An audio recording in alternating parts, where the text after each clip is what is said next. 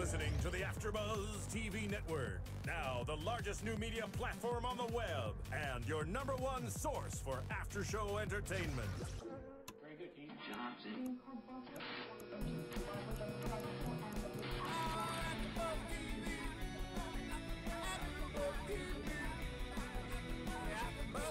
The AFTERBUZZ Studios in Los Angeles, California, presented by Maria Menounos and Bing.com, and streaming live thanks to Akamai Technologies. This is AFTERBUZZ TV's Don't Trust the Bee in Apartment 23 After Show. We'll break down tonight's episode and get you all the latest news and gossip. If you'd like to buzz in on tonight's show, you can buzz us at 424-256-1729. That's 424-256-1729.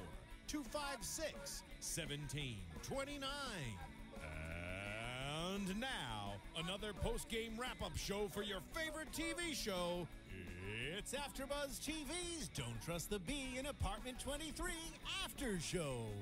I'm not perfect and I'm no snitch, but I can tell you she's a bitch. Hey guys, Bing is for doing, and we're here doing another AFTERBUZZ after show for Don't Trust the Bee in Apartment 23, Season 2, Episode 2, Love and Monsters. I'm your host, Tiona Hobson, and with me tonight I have... Jason Ikeler. Yes, and over here, our audio engineer, we've got... Oh, hey, I'm Steve. Oh, hey, Steve. So great you could be with us tonight. Back and better than ever. Yes, so tonight's episode was yet another just awesome show, hilariously funny, Halloween themed, which I like since Halloween's tomorrow. I know, and I think we knew it was going to be kind of crazy just because you put Chloe in any holiday and it's going to be dramatic, and it starts right off strong with all of the one-liners. And she walks in and calls June a donkey, and then Detective Ass Basket. And like, just get right into it. Yeah, we're just gonna dive right into this episode because it was so funny. So we start off with Chloe and June in their apartment. June's kind of a little worried about Chloe because she's kind of off her game, meaning that she's actually been sleeping at home for the past few nights instead of in other people's beds like she usually does. And, you know, June's just so excited about Halloween and it being her favorite holiday. And you see Chloe loves playing games or playing tricks because the first thing June does, she's like, oh, I love Halloween. She opens up the refrigerator and there's a head in there. And it says, if you keep buying edamame chips, I'll kill myself. And that was the promo image they've been using all week for the show. And it's just funny that right in the opening scene, you see that. And Chloe and June are just kind of interacting and bickering back and forth. And that's when she calls her all the names as well. Yes. And one of the other names she called her was because June's very excited about it being her first Halloween, not as a couple. Mm-hmm. She gets to be her own independent person. And Chloe calls her Sherlock Ho. Yep. Because she's saying that this is her first Halloween without her fiance, so they've always gone dressed up as these couples, which I think as a single person at Halloween is disgusting, and nobody wants to see that. But anyways, back on topic. She's saying that, like, this year I get to be whatever I want to be because I don't have to go as a couple. Yes, which is exciting because, I mean, let's be honest. Independent like you said, June. Independent June is fun. Couple costumes are kind of sickening. Thank you. Especially being a single person. It's almost like Valentine's Day for a single person seeing couple costumes. Yeah, well, she was saying that you never really think of Halloween as like a couple's holiday, but I guess it kind of is. We had gone to a haunted hayride, not as a couple, and we're like, we kind of wish we were a couple because it's so scary, and Halloween is turning into a couple's holiday. It it's really sad. is. It's kind of sad. It takes away a little bit of the fun. Wise words from June. Yeah, so we moving on. Chloe kind of has her whole Halloween plan that she's doing. June and Mark go to a movie and happen to see Chloe in the theater with a boy who is very hot, by the way. Benjamin, we find out is his name. And they're kind of coupley in the rows. You know, they're very, very snuggled up on each other. And June's with Mark talking, and she's like, oh my God, is that Chloe? And then they see them, and... yeah. If you've ever spied on your friends in a movie, it goes a lot like this. But Ben's like holding popcorn, and this is probably inappropriate to talk about, but she sees Chloe reaching over, and Am I getting bleeped out? Bleep. Ready? And she's like, I think she's gonna grab his Peter. I said it appropriate. Okay, say it. You can say it again. Okay, she said, I think he's gonna grab his Peter. She's gonna grab his Peter. He's gonna grab his Peter. She's gonna grab his Peter. Oh no, it was just popcorn. And it's such a June moment of being like the Midwesterner that she is, like so sweet and innocent that she's not gonna actually say what she's thinking she's gonna grab. She's gonna name it a Peter. But also how she kind of views Chloe in her own eyes, like this crazy. I mean, she is crazy, but She is like very crazy. she'd do something like that in the theater. This is getting a little awkward. Moving on. Anything you want to talk about? No, that's all. Oh, AMC Theater. So then, June. What about you? Do you have anything you want to tell us? I have a story from a theater, but I'll tell you off camera. I can't do it here. It's too We're good. keeping things PG. Yeah. 13. Well, at least PG-13. Maybe NC-17 is for like Maybe we'll RuPaul's up it. Drag Race, Oh, another awesome show. which is another great show. It's really hilarious. It's an awesome show. If you guys haven't watched it, you should. So then you see June in the bathroom at the theater, and she's hiding out, and it's like Chloe walks in, and she's kind of just like, oh, busted, I saw you. You're on a date. You look happy, like you're in love. Who are you? Basically, and Chloe's going along with it, too. She's like, oh, my gosh, yeah, aren't we so cute together? And June wants to invite him over for dinner, and Chloe's just kind of like, yeah, as long as you don't make that one meal that you make. It was like Fish wheels. Fish wheels. It's like, fish aren't round. And she said something like, yeah, I am in love now. I've been doodling hearts instead of babies with big balls. Like typical Chloe. Who draws babies with big balls? Who's thinking about a baby's balls? I've said balls now way too many We've times. been talking about Peters and balls.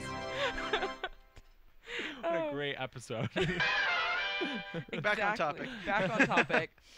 So then they're at the apartment the next day or whenever, days later, and they're having the dinner with Benjamin, and Chloe and Benjamin are finishing each other's sentences and just so super cute, and you just see June's like, aw. June, I mean, she was like, yes, like you guys are so perfect for each other, you're compatible, you guys are finishing each other's sentences, he's awesome. And then his friend comes, Zonk, knocking at the door, all disgusting, and like, hey, did someone order a stripper? And June again is like, think you got the wrong place, buddy. Like, that is not us. And then, it's their friend, and they leave. And this is when it gets good, because up till this point, I wasn't quite sure if Chloe was genuinely like falling for him. Because it was so out of character for her to see her. She's like in love and talking about it, and like just like looking into his eyes the whole time they're talking, and just like she's got butterflies or something, and you're kind of like, new chapter? I don't know what's going on. Yeah, and something that we have talked about, I'm not sure if we talked about it on air last week, but something we talked about was how we kind of wanted to see Chloe in a relationship and what that would be like, and see how she dealt with being in a relationship. So part of me was like, yes, my dream's coming true. She's getting it. And then it's revealed. I know, then we find out, and it's actually revealed by Eli, and we hadn't seen him in the last episode, so I was kind of wondering when his character was going to come in, and he's the creepy neighbor in the window. It's all part of the plan. Exactly. And he says, you two are absorbs, she's going to destroy him. And then it's like, okay, ballsy, Chloe is back. Yeah. And this is when she confesses to June about what she's been doing over the past few years on Halloween at James's party, which we'll talk more about later on in this episode. But she starts off 3 years before. Basically, she picks someone at the party who is annoying to her. She finds out what their deepest fear is. She spends the next year trying to basically make that come true and then destroying them in the process. And it's like her Halloween trick. And it's so funny because it goes through like this reel of like the different scenarios that she's tricked people. And the last one you find out is actually Ben, who she's tricking. And her trick for him is, she calls it the pump and dump. And what is the pump and dump? Please tell us. The pump and dump is, this is going to be inappropriate again. Go for it. Just do it. So she finds out his deepest fear is that his mom left him when he was a little kid. And something with the facts of life. While they were watching an episode of The Facts of Life. So her plan is that she's gonna have sex with him in his childhood bed with the Facts of Life theme song playing and then dump him. And that's how she's going to get revenge.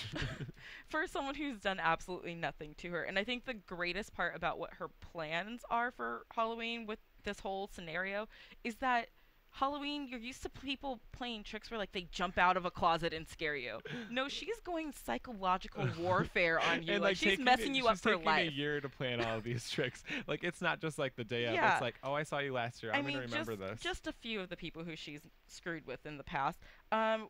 One of the people was going to be in a wedding. She's like, yes, I'll be in your wedding. And then Chloe disguises herself as a nutritionist. And the next year, the girl's like 50 pounds heavier, just blown up. She was going to be in Chelsea Clinton's wedding. Yeah, Chelsea Clinton's wedding.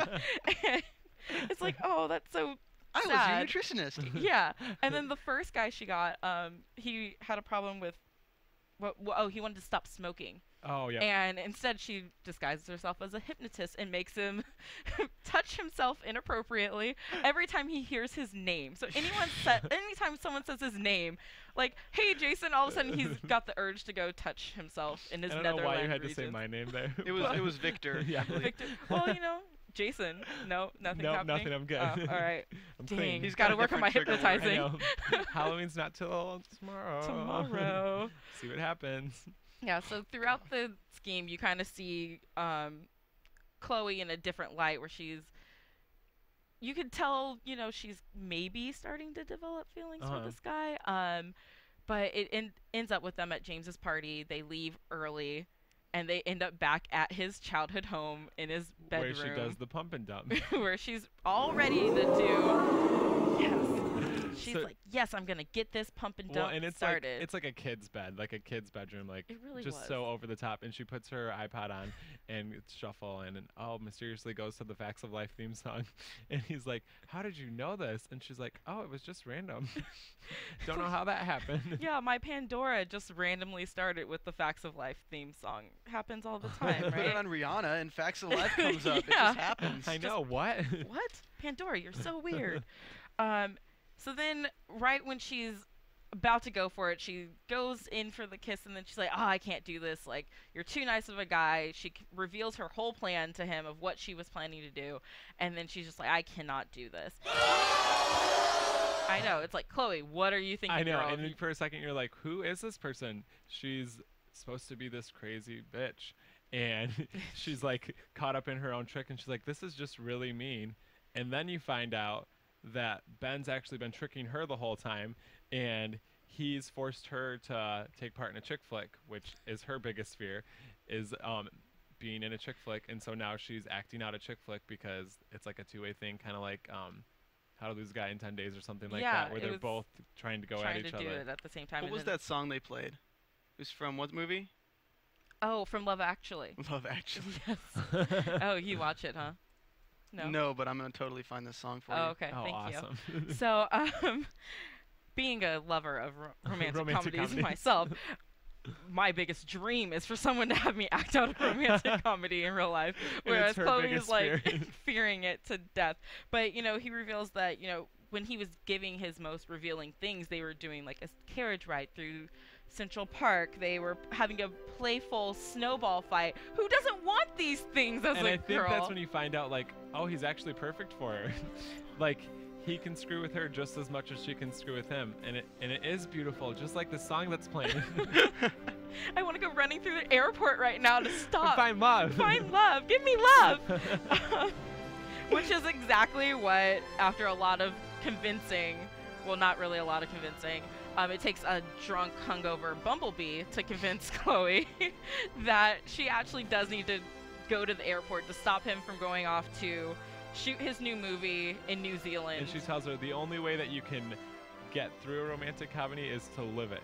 And you have to live it out, and that's how it builds up. And there's this scene at the airport, and, well, first, before that, she's talking to June on the phone. And June is, we'll get to that later, but June is telling her that, oh my God, I am the best friend. You're going to the airport. And then Chloe hangs up on her and texts her. She's like, I hung up on you. I hung up on you. Like, I don't really care. Yeah, so the Bumblebee scene was really funny too, because it's like, who hasn't seen that girl after Halloween, it's the day after, you makeup running, still in your costume, having. And it's always in a trashy diner where they're just. It's happened to the best of us. You're just stuffing your face and so hungover, and you see Chloe, and she's so well put together, and she spent the night at her own apartment again, and just very out of character for her. And once again, like the music is playing, she's in a romantic comedy. Yeah. So then she makes her way to the airport, and as soon as she walks through the gate, there's a page over the intercom saying, "Chloe, pick up a courtesy phone," and she picks it up, and it's Benjamin on the other line, just like, "I knew you were gonna come for me." It's just such that moment where she's like, I did come because I really like you, and it's like a romantic comedy, and we were watching it, and like, I think I have goosebumps. This is really embarrassing. But it's that moment, and then you find out, oh, he's still kind of trying to trick her, and he's like, well, I did put a switchblade in your purse, and she's like, there's not one in there, and he's like, I put it in there, and she pulls out a switchblade, and security comes and drags her away. That was awesome, because he was like, well, he was even kind of confused for a second of, is this serious now, or are we still joking? I thought you were going to report me as being a terrorist, so I put a switchblade in your purse and told security about it.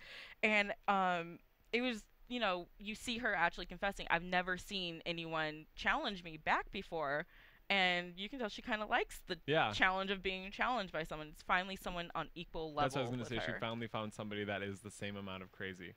Yeah. I don't think those are the relationships that like last. I know. Like married 10 years later, like, oh, how did you guys meet?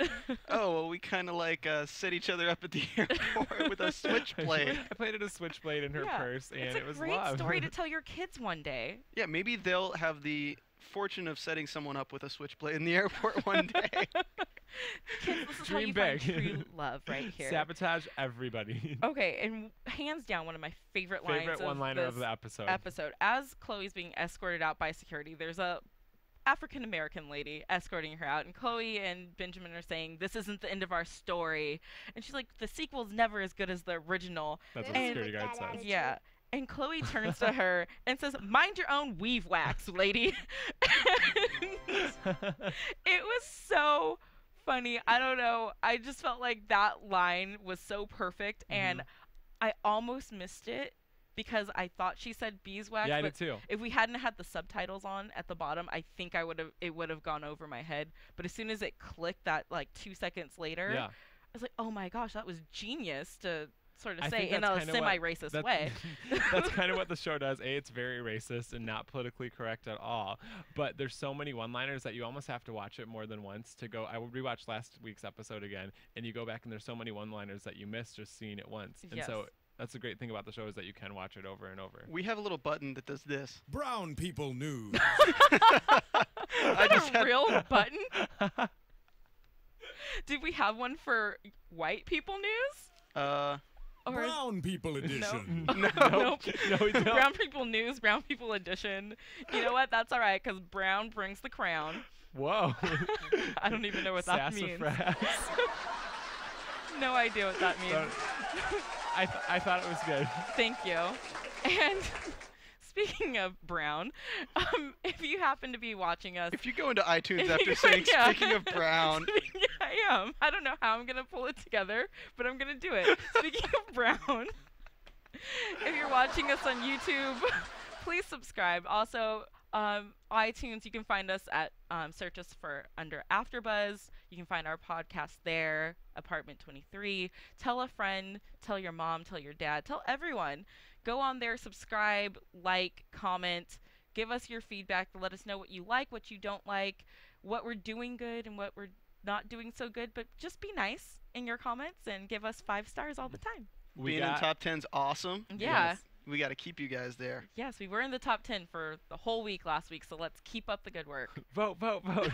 We got our first love comment, too, from, I told her we would shout her out, Kel, I don't know how to say your name, Raquin.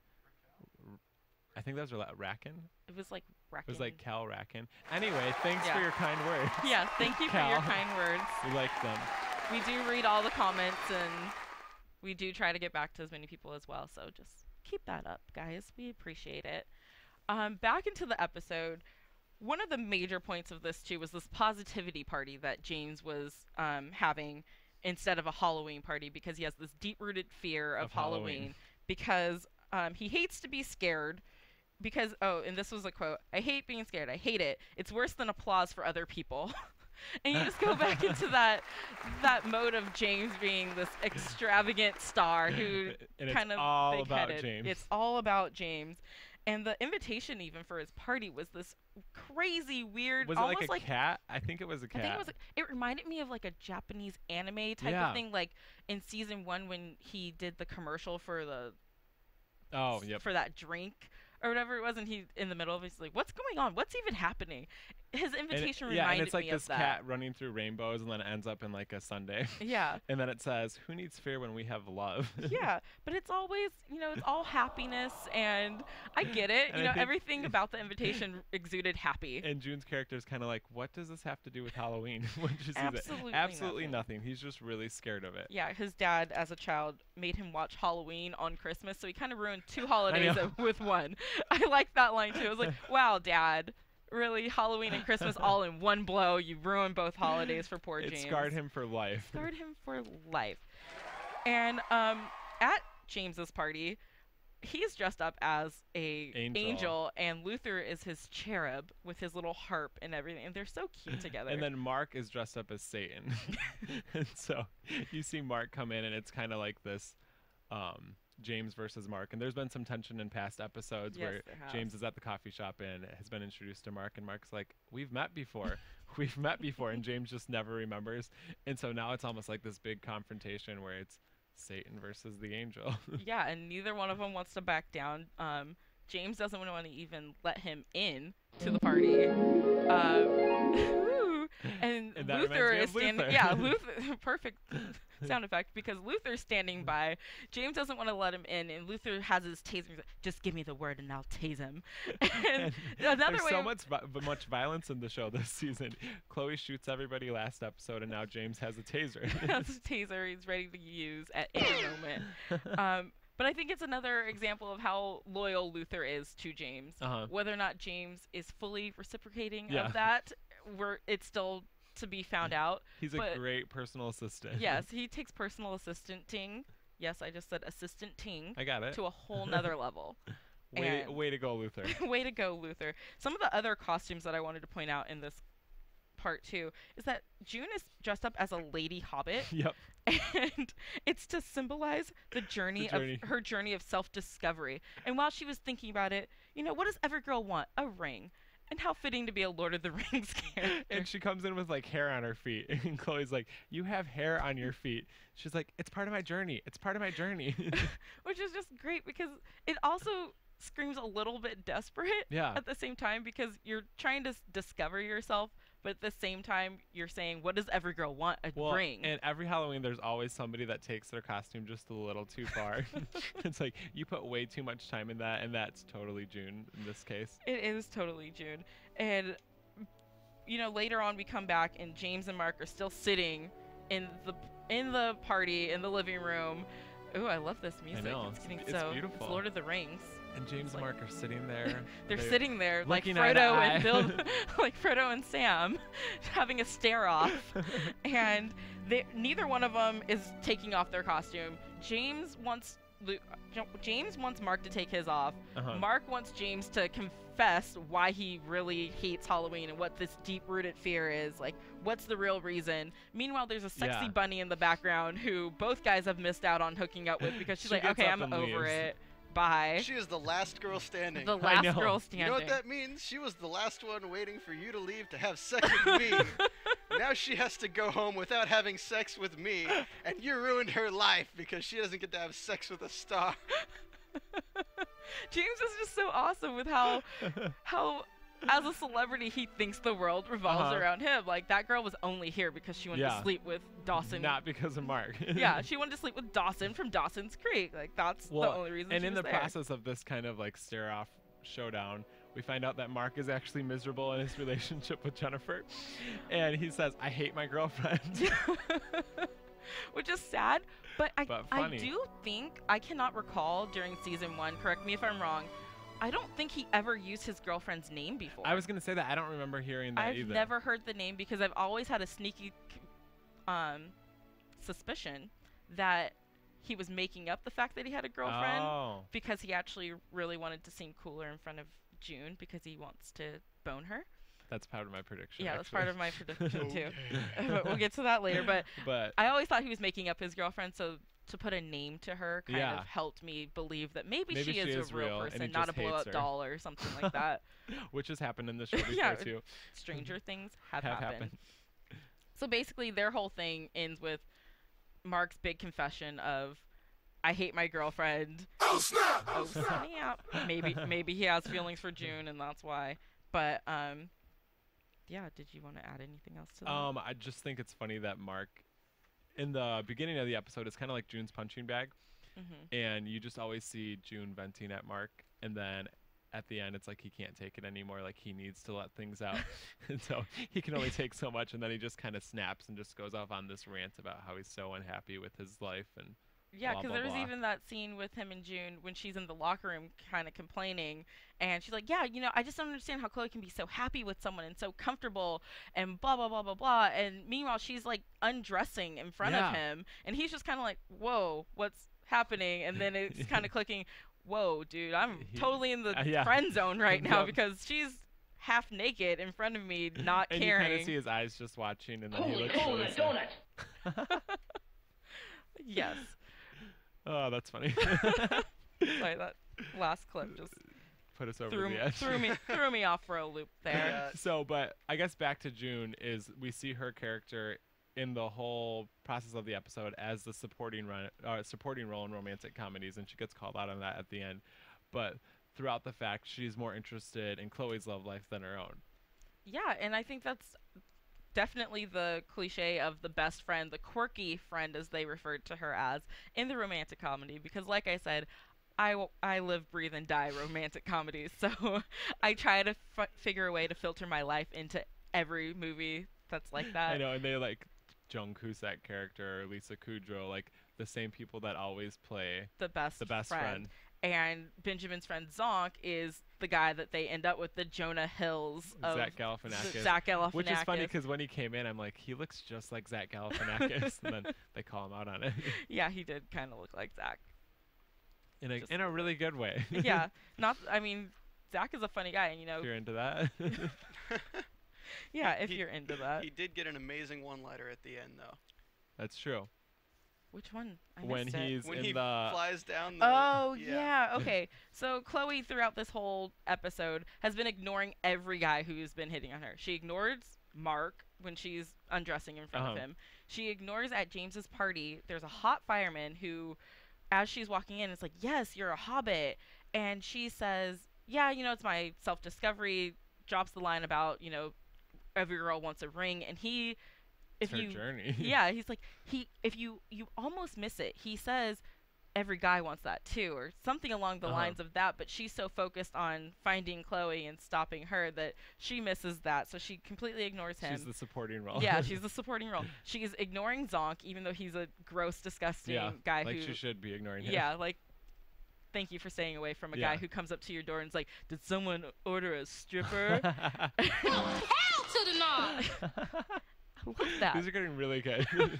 Hell to the no! That's Whitney Houston right there. Love that. Let it out. Sorry. So then she ends up actually at the end of it looking for the firefighter, and you see in the last scene where she's like, I've been looking for this firefighter, and this is the line that Steven was talking about, where Zonk slides down the pole and he says, they let me slide down the pole when I got a bitch to impress. And so he's in the fire department trying to impress June. But he's just the cook. Yeah. While she's looking for her dream fireman, and this guy has been there the whole time. And usually in the romantic comedy, like, the girl would end up with the kind of ugly guy. Yeah. The friend. normal guy. Yeah. I mean, let's be real. Most guys don't look like that hot fireman who are walking down the street. Dream, Tiona. Are you Dream. saying I don't look like that? Of course you do.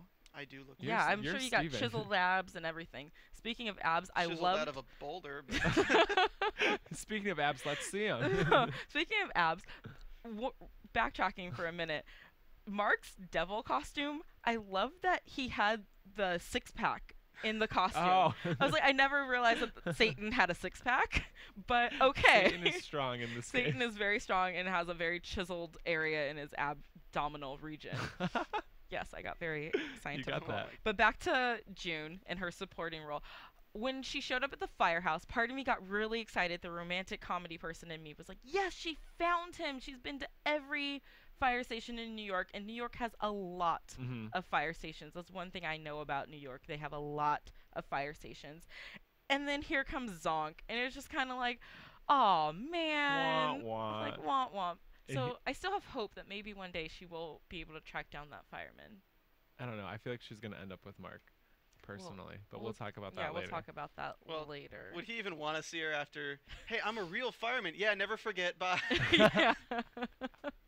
She did just kind of messed like up. That's a little bit dismiss messed him up. very quickly.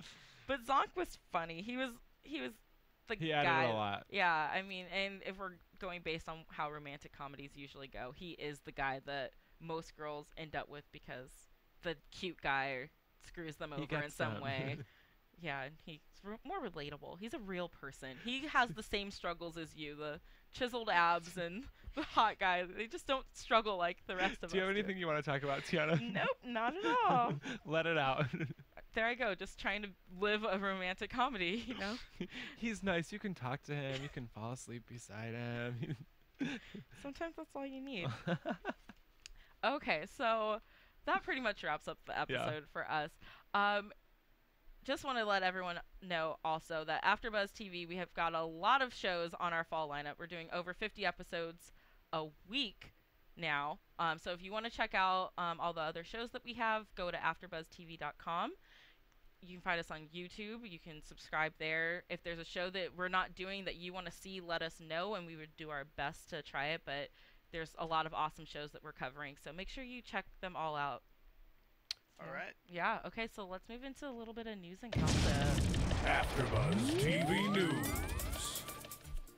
Okay, so for news, Kristen Ritter actually has a new movie coming out this weekend. It's called Vamps, and it's with Alicia Silverstone. Oh. And it's kind of like a comedic take on all of the vampire movies that are out there right now. And they're, I think, either sisters or friends, but it looks really funny. I just watched the trailer earlier today. Oh, okay, so it's kind of like a scary movie just for vampire movies. But it's almost like a little bit of romantic comedy as well. Oh, nice. I love I love a good romantic comedy. I know where you'll be on Friday. That's fun. Yeah. And Alicia Silverstone, Clueless. Yeah. Yeah, so that should be a lot of fun. That should be really fun. And then my other news was Kristen Ritter was actually on Dancing with the Stars before the episode tonight. Oh. And everybody was tweeting her like, oh my God, are you going to be on a season? And she's like, no, I'm not dancing. I'm just a fan. So she will not be appearing on the show like James. Like James. Oh, and a little bit of news too. Some of the episodes from season 1 that did not air in the original airing because they only did 7 episodes have James doing his Dancing with the Stars competition that he started during season 1, so they're going to be trickling those episodes in throughout this season. So hopefully we will get to see James actually dance with That'd some be really stars funny to and see. go for that mirror ball trophy. He can do it. Yeah, and I just have a little bit of news and gossip. Ben Lawson, who tonight was playing Benjamin on the show, he is going to be a recurring character, so hopefully we can see a little bit more of him and Chloe kind of battling. Yeah, maybe they'll be into their little battle mode a little bit more. And we were talking earlier before we started, too, that he's kind of playing like a real-life version of himself. He's got the same name, and then at the end he breaks into the Australian accent.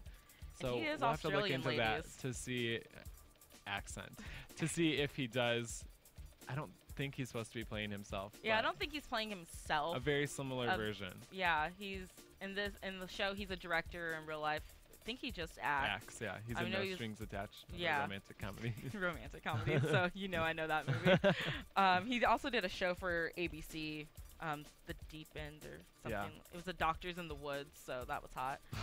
And everything you could ever want. Yeah. So is that all we got for news? Yeah, that's all I've got. All right, so let's move into a couple predictions. And now, your AfterBuzz TV predictions. So I know we've both been talking kind of a shared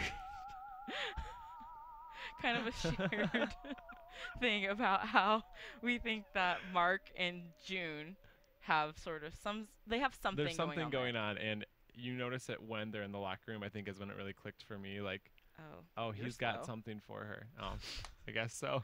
I was picking on, well, just because I was picking up on little tits of it during season 1. Just they spend a lot of time together, and the fact that he went to the movies with June during this episode to see a romantic comedy movie and didn't take his girlfriend that we never see or hear much about. You know, those things. Well, are and just he ended up. fishy. He's the one that got her the job at the coffee shop in the first place because he was her original boss. Yeah, and so he they've looks got a out for good her. history. He's They've got her a back. good. They've got a good thing going on. She just kind of needs to open her eyes to see what's. And he needs to drop his pretend girlfriend because I'm still not fully convinced that he actually has a real living, breathing girlfriend. Just throwing that one out there. Not convinced of it yet. That would be an interesting plot twist, though, to see that, like, oh, this has all been a lie. Yeah, exactly. So if you guys want to keep the discussion going, where can they find you? I have a website, jacktainment.com, JAKTAINMENT.com, or on Twitter, it's at JIkeler, JIKELER. And how about you, Steve? Nope, good. You gotta turn the mic on. Yeah. They can find me at Stephen Lemieux or check out the after shows for American Horror Story or Dexter. Yes, and you can find me on Twitter at TweetT22, TWEETEE22. You can also catch me on the Once Upon a Time after show, and you can always find us on AfterBuzz's site, AfterBuzzTV.com, or on Twitter at AfterBuzzTV. For all of us here, thanks for watching, and we'll see you next week. From Bing.com, executive producers Maria Menounos, Kevin Undergaro, Phil Svitek, and the entire AfterBuzz TV staff, we would like to thank you for listening to the AfterBuzz TV network. To watch or listen to other after shows and post comments or questions, be sure to visit AfterBuzzTV.com. I'm Sir Richard Wentworth, and this has been a presentation of AfterBuzz TV. Buzz you later. The views expressed herein are those of the hosts only and do not necessarily reflect the views of AfterBuzz TV or its owners or principals.